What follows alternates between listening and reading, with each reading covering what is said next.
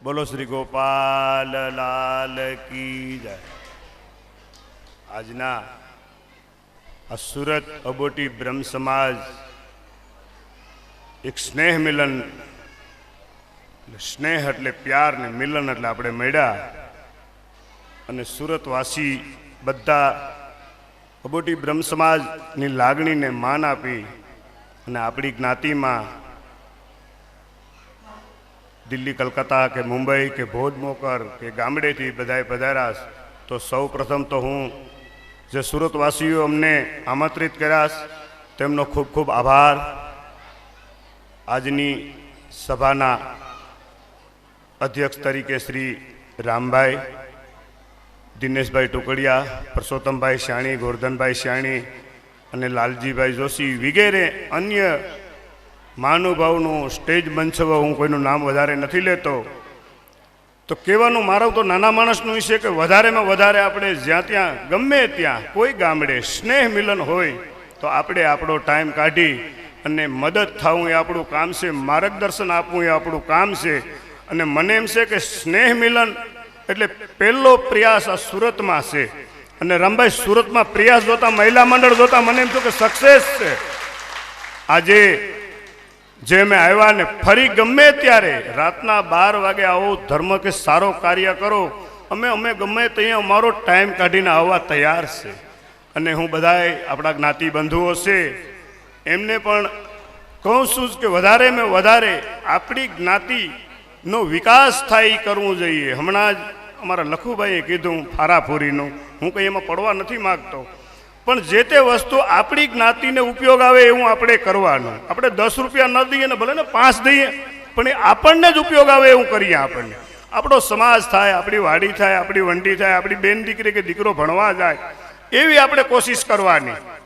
आपणे आजे केपेबल छे, आपणे कोई सामान्य नथी। ठीक छे, आपणे आजे बीजानी वाडीमां आववुं पड्युं, आपणे प्रयास करीए आपणे फरीथी बीजानी वाडीमां ना आववुं पडे एवी पण मारी लागणी छे कि आपणे फरीथी ना आवीए। विशेष तो महानुभाव बैठा छे, मने आ बोलवानी जे ते कई तक मळी ए बदल हूँ सूरतवासीओनो खूब खूब आभार मानु छूं। धन्यवाद। जय गोपाल।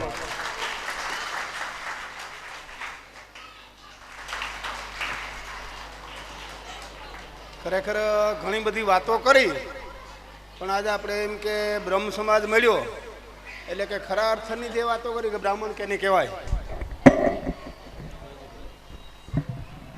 એટલે આજના દિવસે સુદામાને પણ આપણે યાદ કર્યો અને પરશુરામ ભગવાન કે જેને આપણે યાદ કરવું જોઈએ। અને બ્રાહ્મણ એટલે કે જેના જન્મ જાય તે શૂદ્ર।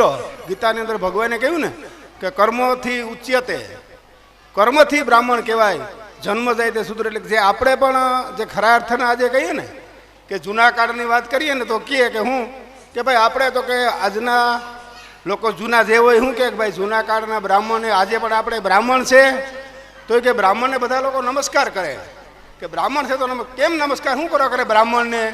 તો કે બ્રાહ્મણ હતો ને એક સંસ્કૃતિનો કરોડરજ્જુ બ્રાહ્મણ હતો, એમ કે એક સંસ્કૃતિનું કામ કરતો। એક એક ગામડે જે ગીતાની વાતો લઈ, ભગવાનની વાતો લઈ, સમાજ સારો થાય, સમાજની અંદર કુટુંબ વ્યવસ્થા થાય, એટલે કે આ રીતનું જે બ્રાહ્મણ કામ કરતો। એટલે કે આપણે પણ આજે એના માટે જે આપણા ઘરોની અંદર કુટુંબ જે હોય તે કુટુંબ વ્યવસ્થા સારી રીતે હાલે અને આપણે પણ સારા વિચારો આપણા કુટુંબમાં આવે, આપણા ઘરોની અંદર આવે, એ જ ખરેખર વિશેષ વાતો કંઈ કરવાની નથી, કારણ કે બીજા ભાઈઓ જે છે તે। એટલે એટલું બોલી અને મારું બોલવાનું પૂરું કરા। જ્ઞાતિ વિશે ઘણી બધી વાતો સાંભળી અને હવે આપણને રામભાઈ થોડી વાતો કરશે।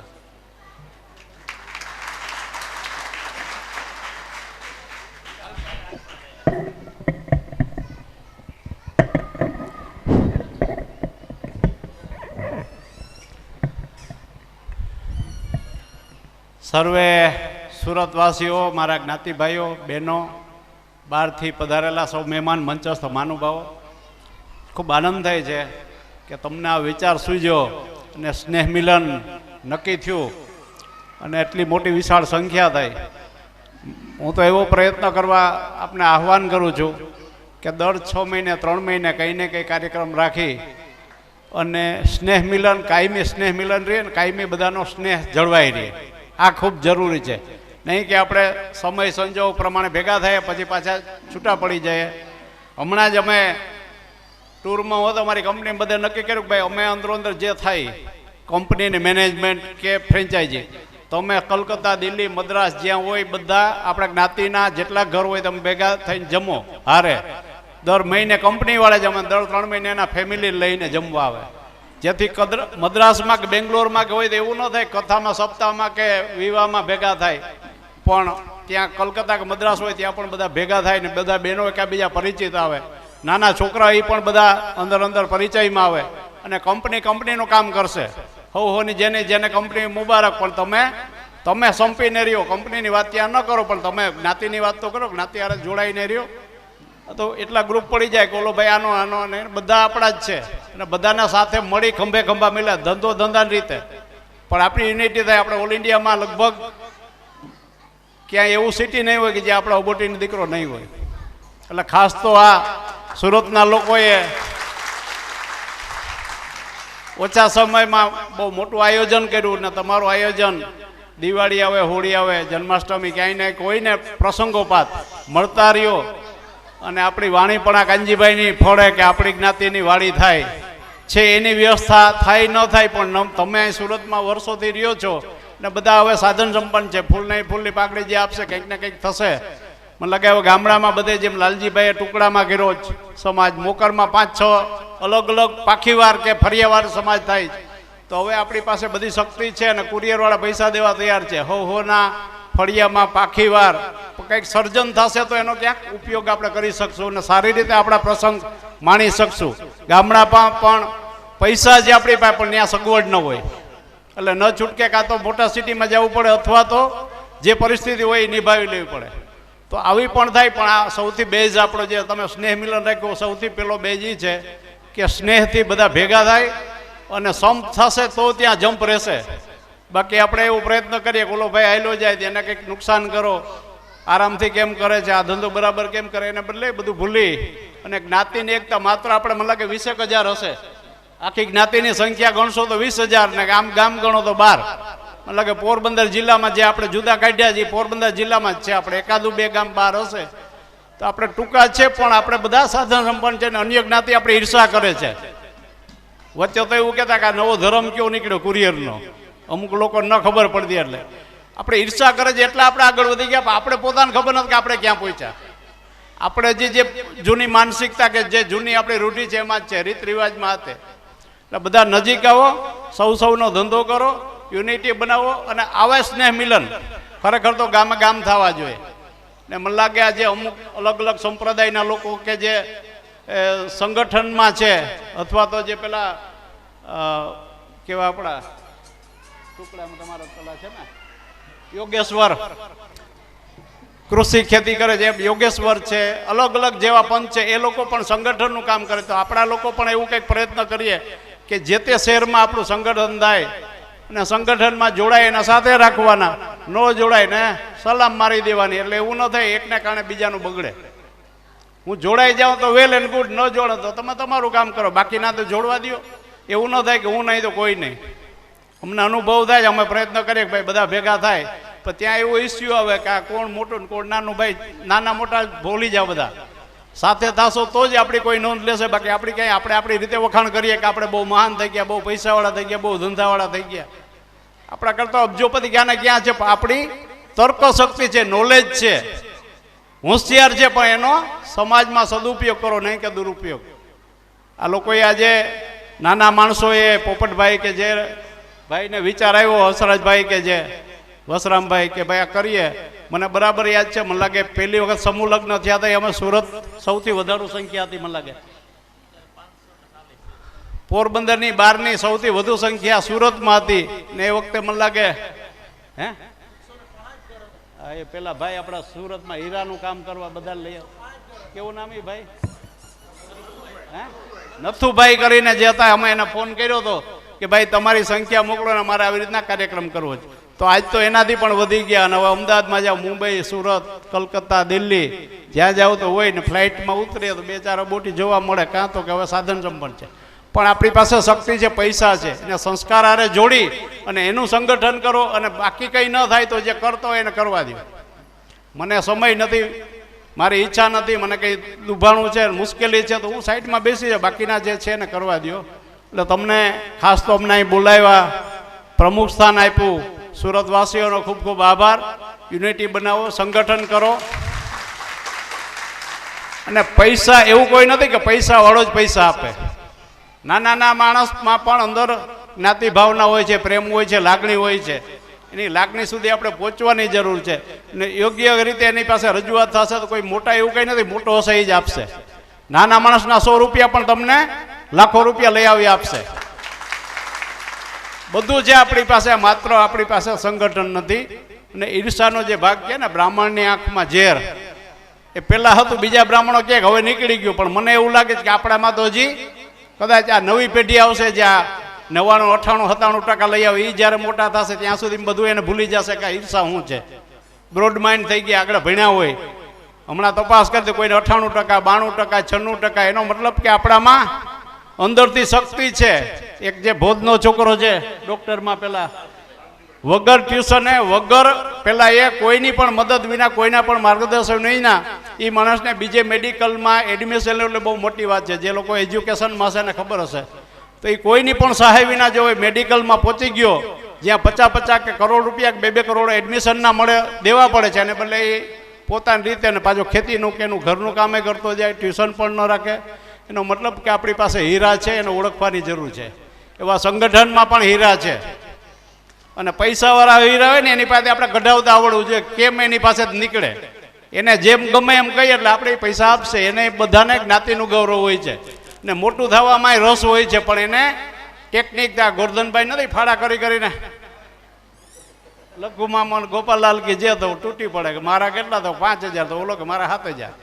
આ બધા પૈસા ખરેખર અન્ય કોઈ સંપ્રદાયમાં જવાને બદલે માત્ર ને માત્ર જ્ઞાતિના વિકાસમાં જવો જોઈએ. એ સૌથી અગત્યની વાત છે. આમાં હવેલીમાં ધર્મ પાડતા હશે, બ્રહ્મસમણ લીધો છે, મહારાજશ્રીને આપણે વંદન કરતા હશે, પગે લાગતા હશે, બધું બરાબર છે, આપણો ધર્મ છે. પણ એ ધર્મ કરતા હવે પેલો ધર્મ કયો છે કે આપણો ભાઈ જો ભૂખ્યો રહેતો હોય તો પેલા એને અપાય. આપણા ગામમાં સગવડ ઘટતી હોય તો પેલા એને અપાય. આપણા ગામમાં ગાયો બાકી હોય તો પેલા એના માટે કરાય, પછી બીજા ગામની વ્યવસ્થા કરાય. એમ આપણા સમાજમાં પણ ઘણા બધા લોકો એવા છે કે જેને જરૂરિયાત છે.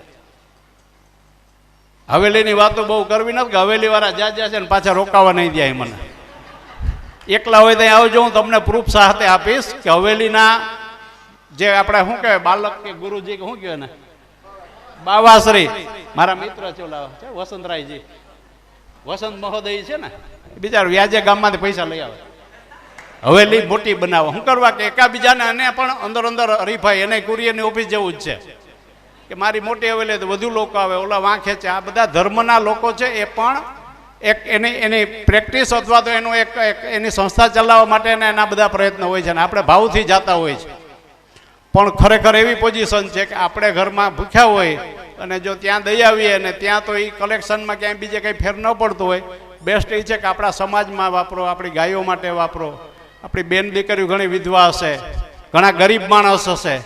2-3 ભાગ હમણાં મને લાગે મોકરમાં કંઈક શું હતું પેલું સપ્તાહ નહીં પણ કંઈક હમણાં મંડળી હતી, એટલે એક માતાજીનો ભાગ કાઢ્યો અને એક મથુરાનો ભાગ કાઢ્યો, પછી એક કંઈક ગામમાં બીજી માતાજીનો ભાગ કાઢ્યો, સમાજનો ભાગ કાઢ્યો.